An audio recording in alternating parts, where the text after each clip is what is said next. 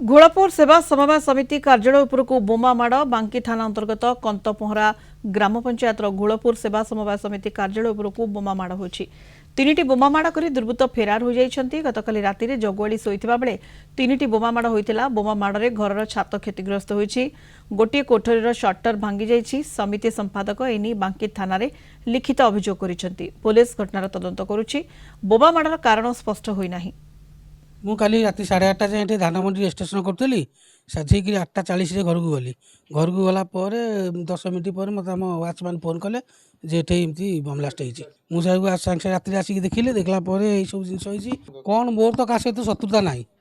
କ'ଣ ପାଇଁ ଆଉ ହେଇଛି ମୁଁ ତ ସେମିତି କହିପାରିବିନି। କି ଗୋଟେ କେଉଁ ଆକ୍ରୋଶମୂଳକ ନେଇ କରିଛି ଆଉ। ଶୋଇଥିଲି ବୋମା ମାଡ଼ ହେଲା।